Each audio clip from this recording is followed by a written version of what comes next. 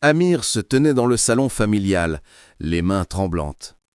Sa mère gisait sur le lit, affaiblie par la maladie. Elle avait une dernière volonté, le voir marié avant de partir. 3 décennies de vie célibataire l'avaient marqué de honte. Dans cette région côtière d'Afrique de l'Ouest, une telle situation était inacceptable. Amir aimait sa liberté, mais aimait encore plus sa mère. C'est alors que Jainab franchit le seuil de la maison. Elle travaillait à l'hôpital où sa mère était soignée. Belle, intelligente, mais désespérément pauvre. Son père avait disparu il y a des années et elle élevait ses 2 frères cadets seuls. Quand Amir proposait le mariage, ce n'était pas par amour. C'était une transaction. Pour Jainab, c'était une planche de salut. Pour Amir, c'était un devoir filial. Le mariage traditionnel eut lieu une semaine plus tard, sous les palmiers, face à l'océan. Les tambours battaient tandis que la famille dansait. Jainab portait un tissu blanc impeccable, mais son sourire était crisqué. Amir regardait vers l'horizon, l'esprit ailleurs. Sa mère, assise à l'ombre, souriait enfin en paix. 3 mois s'étaient écoulés. Amir et Jainab vivaient ensemble, mais dans des mondes séparés. Ils dormaient tard, lisaient des livres. Elle s'occupait de la maison et préparait les repas en silence. Aucune conversation n'allait au-delà du nécessaire. Le soir, assis chacun à un bout du canapé, ils regardaient la télévision sans vraiment se voir. Mais un matin, tout changea. Jainab s'effondra dans la cuisine. Une urgence médicale. Amir la transporta à l'hôpital, son cœur battant d'une manière nouvelle. Pendant 3 jours, il ne quitta pas son chevet. Il lui tenait la main. Il lui parlait. Il lui demanda comment elle se sentait, ce qu'elle aimait, ses rêves. C'est là, dans cette chambre d'hôpital blanche et froide, qu'Amir découvrit la femme qu'il avait épousée. Jainab rêvait d'ouvrir une école pour les enfants pauvres. Elle parlait 7 langues. Elle avait un rire cristallin qui résonnait doucement dans les couloirs silencieux. Pour la première fois, Amir vit au-delà de l'obligation. Il vit une âme magnifique. 3 semaines après son retour de l'hôpital, Zainab reçut une visite inattendue. Une femme vêtue élégamment frappa à la porte. Amir n'était pas à la maison. Zainab l'invita à entrer. La femme s'appela Fatima, une ancienne amie de l'université qu'Amir n'avait jamais mentionnée. Fatima parla pendant 1 heure. Elle expliqua que 3 ans plus tôt, elle et Amir s'étaient promis de voyager ensemble en Europe. C'était son rêve absolu. Amir avait même économisé de l'argent. Mais puis sa mère tomba malade, et tout changea. Il oublia ses promesses. Il oublia ses rêves. Il accepta le mariage comme une prison dorée. Zainab écoutait, le cœur lourd. Elle comprenait maintenant. Amir l'aimait peut-être maintenant, mais elle représentait l'abandon de son autonomie. Elle avait accepté d'être l'étincelle qui ranimait son cœur, mais était-ce juste de le retenir? Ce soir-là, quand Amir rentra du travail, elle l'aborda directement. « Je sais que tu as sacrifié tes rêves, dit-elle. Je sais que tu aurais voulu partir ailleurs. Je ne veux pas que tu me détestes d'avoir ruiné ta vie. » Amir posa ses mains sur ses épaules. « Fatima t'a parlé, n'est-ce pas ?» Zainab hocha la tête. Il sourit alors. « Zainab, mon rêve d'Europe était un rêve d'enfant. Un rêve d'un homme qui ne savait pas ce qu'il cherchait. Ma mère, c'était mon devoir. Mais toi... » Il hésita, cherchant les mots justes. « Toi, tu es devenu mon rêve. » Zainab fondit en larmes. Des larmes de soulagement, de joie, de reconnaissance. Amir l'étreint fermement. Pour la première fois, le mariage sentait moins comme une obligation et plus comme un choix conscient. Les jours suivants, Amir alla même visiter Fatima seul. Il lui expliqua qu'il ne regrettait rien. Son véritable aventure commençait maintenant. Il avait des projets avec Zainab.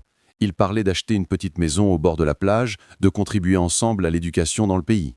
Ces rêves-là valaient 1000 fois plus que l'Europe. Zainab apprit comment Amir avait transformé le sacrifice en bénédiction et lui apprit comment l'amour ne se mesure pas au temps, mais à l'authenticité de la connexion. 6 mois après leur conversation sincère, Amir et Zainab lancèrent leur projet commun. Zainab avait rêvé longtemps d'ouvrir une école pour les enfants des quartiers pauvres. Amir, architecte de formation, dessina les plans. Ensemble, ils transformèrent un bâtiment abandonné au cœur de la ville. Le projet demanda du travail acharné. Les nuits étaient longues. Zeynab coordonnait les bénévoles pendant que Amir supervisait les rénovations. Ils travaillaient côte à côte, suant sous le soleil ardent de l'Afrique de l'Ouest. Chaque clou enfoncé, chaque mur peint représentait un pas vers leur rêve commun. La mère d'Amir, qui rétablissait lentement, venait les encourager. Elle voyait comment la pitié s'était transformée en passion. Un jour, elle prit Zeynab à part. « Je savais que tu étais spécial, dit-elle.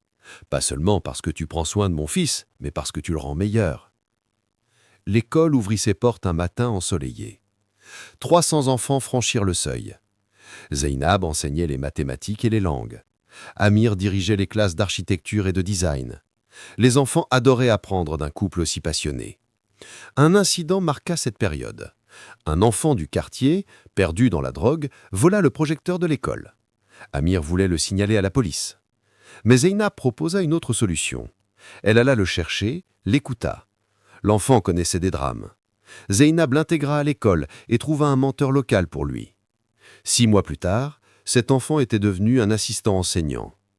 Amir comprit alors que l'amour n'était pas seulement ce qu'on ressentait pour une personne, mais aussi comment on transformait le monde autour de soi. L'école reçut même une reconnaissance gouvernementale. Des journalistes visitèrent le site. Ils interrogèrent Zeynab et Amir sur leur histoire. Quand on demanda comment un mariage arrangé était devenu une telle réussite, Zeynab prit la main d'Amir. « Nous avons choisi d'y croire, dit-elle. Nous avons transformé le destin en destinée. » Ce soir-là, sous les étoiles, Amir demanda à Zeynab un renouvellement de leurs vœux. Cette fois, non pas par pitié ou obligation, mais par amour véritable et choisi.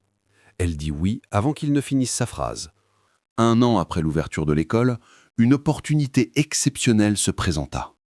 Une fondation internationale offrait à Zeynab une bourse pour suivre une formation avancée en pédagogie en Europe pendant 6 mois. C'était le type d'opportunité que les gens comme elle attendaient une vie entière. Amir était heureux pour elle, mais terrifié à l'idée de la séparation. Il lui demanda de partir. Elle refusa d'abord, pensant à lui, à l'école, à leurs projets, mais Amir insista. « Tu as attendu longtemps pour cette chance, dit-il. Je ne veux pas que tu sacrifies ton avenir pour moi, comme j'ai sacrifié mes rêves autrefois. » Zeynab partit. Les premiers jours, c'était difficile. Elle était à Paris, admirant les monuments historiques, mais le cœur lourd. Elle manquait à Amir à chaque instant. Elle l'appelait tard le soir, se demandant si cela changerait sa façon de la voir. Avait-il accepté par pure bonté, ou y avait-il aussi de l'égoïsme? De son côté, Amir devait gérer seul l'école croissante. Il recevait des responsabilités qu'il n'avait pas avant. Certains soirs, il pensait abandonner le projet sans Zeynab.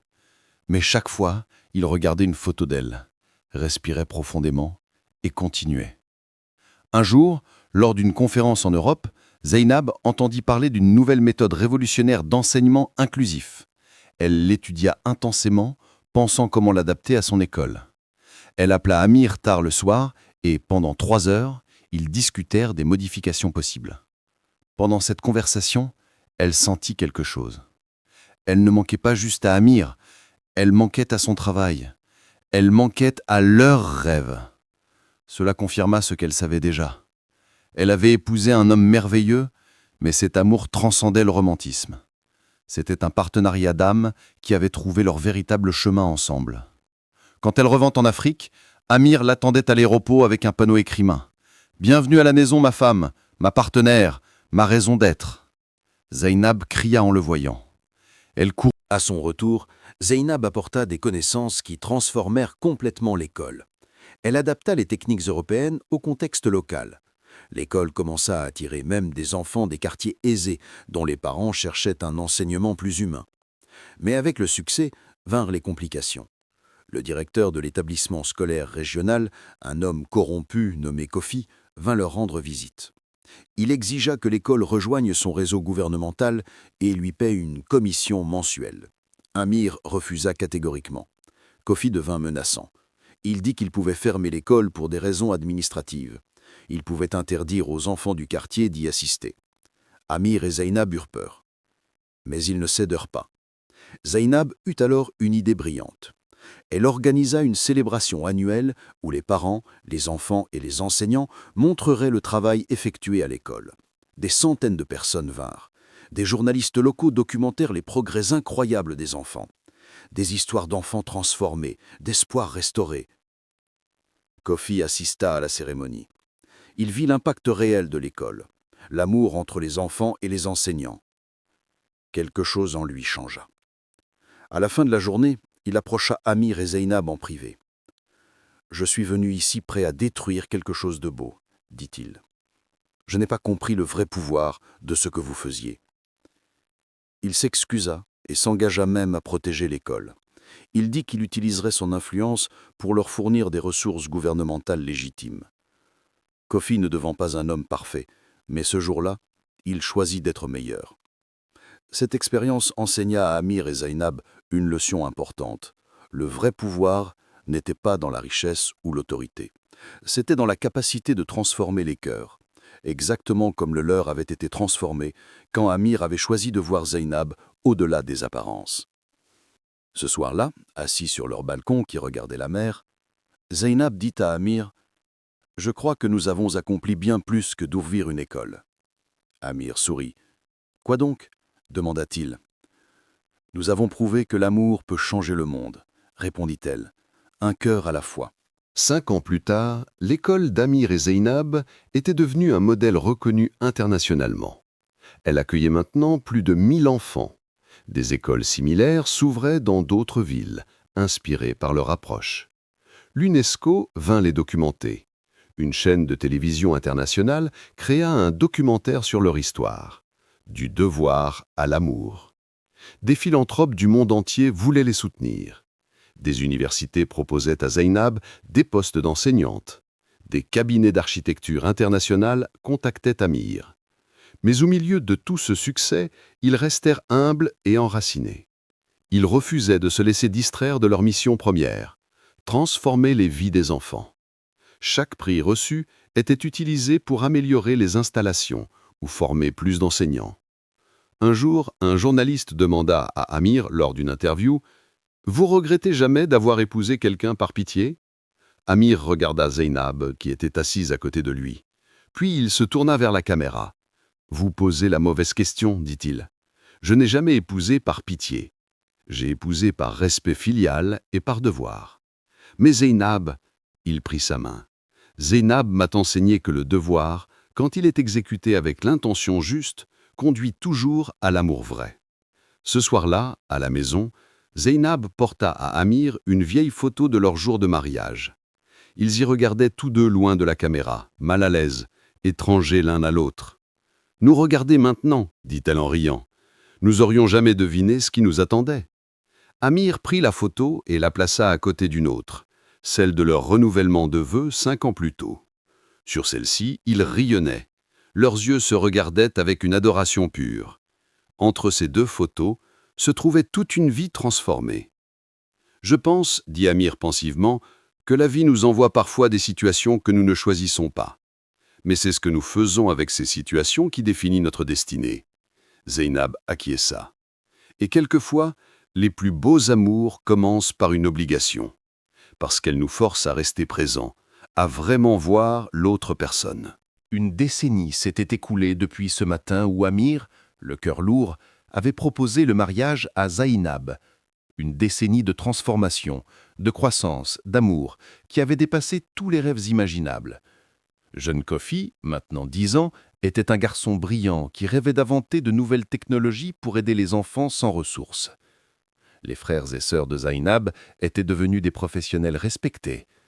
La mère d'Amir avait écrit un livre sur la sagesse des anciennes traditions mélangée à la modernité. L'école s'était développée en une fondation complète. Ils offraient des bourses d'études, de la formation professionnelle et même des soins de santé gratuits aux enfants des quartiers défavorisés. Des milliers de vies avaient été transformées.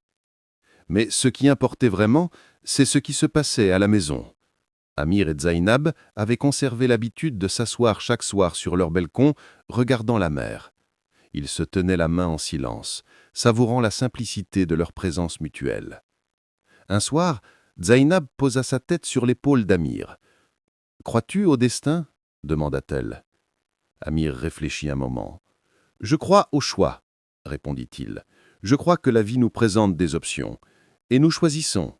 Tu aurais pu refuser ce mariage. J'aurais pu le rejeter. Mais nous avons choisi de rester, de voir, de grandir ensemble. C'est cela qui ressemble le plus à un destin. » Zainab sourit. « Je t'aime, murmura-t-elle.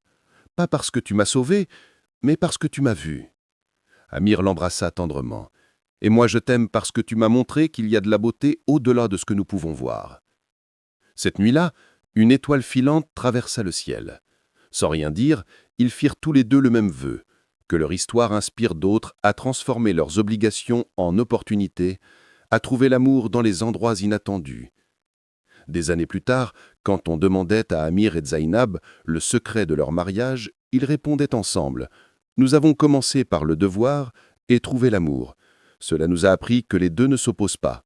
Ils se complètent. » Leur histoire devint légendaire, non seulement pour l'école qu'ils avaient créée ou les enfants qu'ils avaient aidés, mais pour la preuve vivante qu'un cœur, quand il est ouvert, peut transformer une obligation en bénédiction et un mariage arrangé en un amour éternel. Cette histoire montre comment l'amour authentique ne naît pas toujours de la passion initiale, mais de l'intention sincère, de la vulnérabilité partagée et du choix conscient de rester présent pour une autre personne. Amir et Zainab ont découvert que le devoir accompli avec le cœur ouvert conduit à une connexion plus profonde qu'aucune romance précoce ne pourrait atteindre. L'Afrique, avec sa richesse culturelle et sa sagesse ancestrale, a servi de toile de fond parfaite à cette histoire universelle de transformation et de rédemption par l'amour.